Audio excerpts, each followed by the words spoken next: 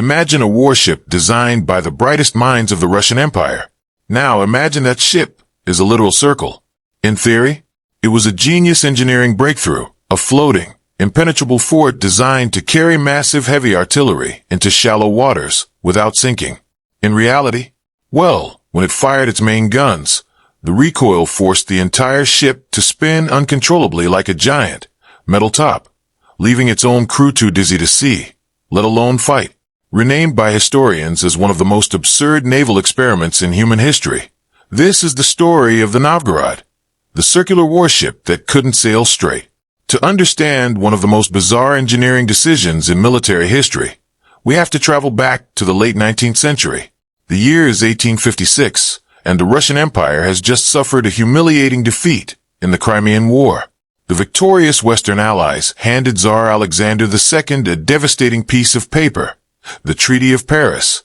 Among its strict conditions was a total ban on Russia maintaining a military fleet in the Black Sea. For over a decade, Russia watched helplessly as its southern border lay completely exposed to its arch-rival, the Ottoman Empire. But by the early 1870s, as European power dynamics shifted, Moscow officially scrapped the treaty.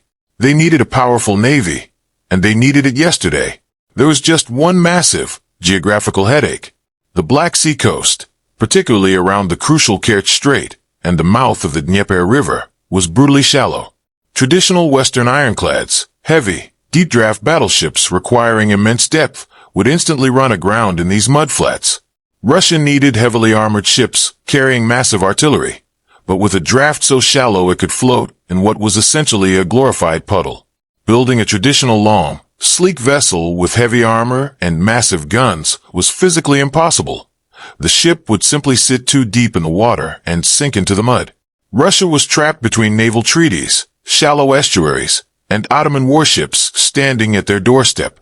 Enter Admiral Popov, a brilliant, highly respected naval officer with a reputation for bold ideas. Looking at the impossible blueprint requirements, Popov asked a question so radical it bordered on madness. If physics won't let us build a ship that is long and deep, why don't we just make it short and wide? In fact, why not make it completely round? Now, before you laugh at the idea of a floating dinner plate, you have to understand something surprising. On paper, Admiral Popov's circular concept was an absolute stroke of genius. It solved every single engineering obstacle the Imperial Russian Navy was facing in the Black Sea, all in one radical stroke. Popov's theory relied on pure geometry. By making the hull completely round, you achieve the maximum possible surface area and internal volume for the absolute shortest perimeter. For a naval architect, this was the holy grail. A circular shape meant the ship could carry exceptionally thick, heavy armor plating all the way around its circumference without making the vessel dangerously top-heavy. Even better was the draft. Traditional ironclads needed 20 to 30 feet of water depth just to navigate. Popov's circular design distributed the vessel's immense weight over a massive, flat surface area. The result?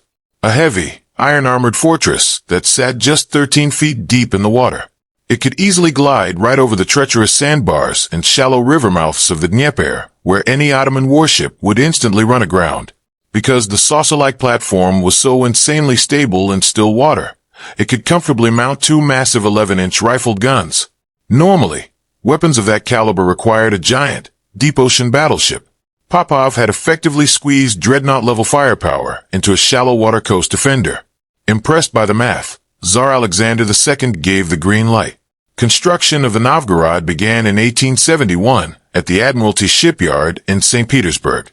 But because the Black Sea was still naval-restricted during early assembly, workers crafted the circular hull plates in the north, marked every piece, and shipped them via rail across the empire.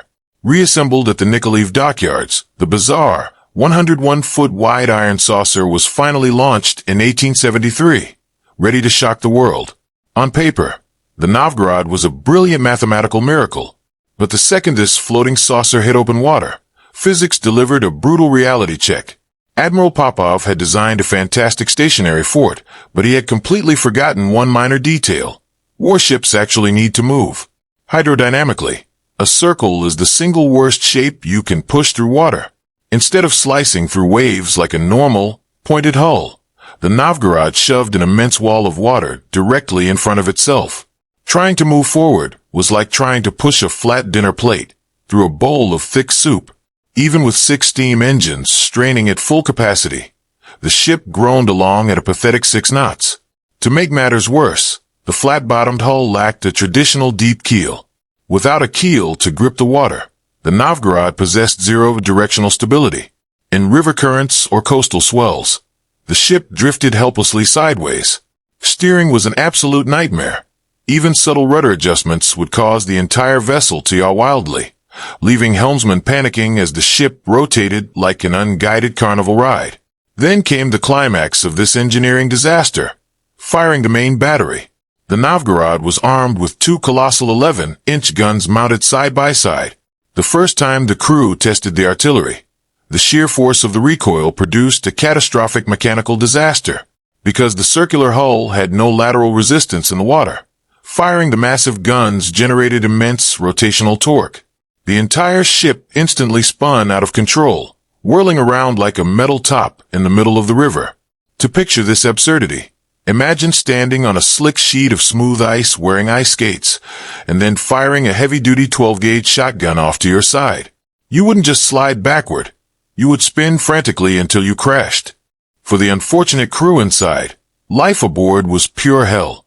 Every time a wave hit the broad, flat bottom, a violent shock wave slammed through the iron hull, rattling the sailors' teeth. Worse still, the circular design provided almost no natural ventilation. The heat generated by 6 roaring steam engines trapped itself inside the enclosed steel saucer, turning the interior into a suffocating, pitch-black sauna filled with dizzy, violently seasick sailors. In 1877, the long-simmering tensions between empires finally boiled over, and the Russo-Turkish War broke out. After years of humiliating trial runs, technical fixes, and relentless ridicule from Western naval observers, the Novgorod was finally called to the front lines. This was Admiral Popov's moment of ultimate vindication. The circular ironclad was dispatched to the Danube estuary to defend strategic Russian positions against the Ottoman Navy. Unfortunately for the Imperial Navy, combat exposed every single one of the ship's theoretical flaws in terrifying real time. Because the vessel could barely crawl at 6 knots, a speed easily outpaced by a brisk walking exercise on shore, it was utterly incapable of pursuing enemy ships or maneuvering into advantageous firing positions.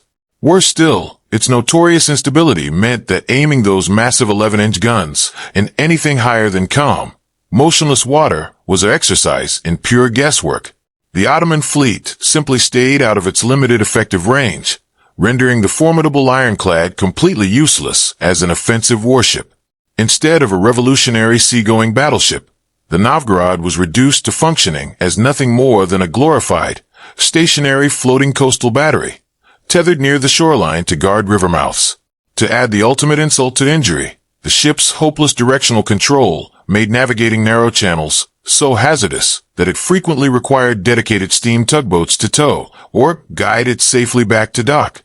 Just like Russia's modern-day aircraft carrier, the Admiral Kuznetsov, history's most ambitious circular warship couldn't go to war without a babysitter.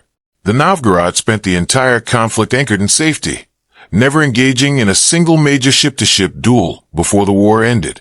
After the war, the Imperial Navy quietly accepted reality. The Novgorod and her sister ship, Vice Admiral Popov, were stripped of their primary roles and relegated to secondary harbor defense duties. Sitting idle for decades, the circular experiment finally came to an end in 1903 when the ship was decommissioned and sold for scrap metal. Was Admiral Popov simply a madman or a pioneer ahead of his time? Surprisingly, his core theory wasn't entirely wrong. Today, modern offshore oil rigs and floating production platforms frequently use circular hulls because they offer incredible stability against ocean swells from any direction. Popov wasn't crazy. He just tried applying a static design to a moving warship. The Novgorod remains a testament to what happens when theoretical military engineering meets the unforgiving reality of physics. Do you think the Novgorod was a worse design than Russia's Admiral Kuznetsov? Let me know in the comments below. And don't forget to subscribe for more deep dives into history's wild military blunders.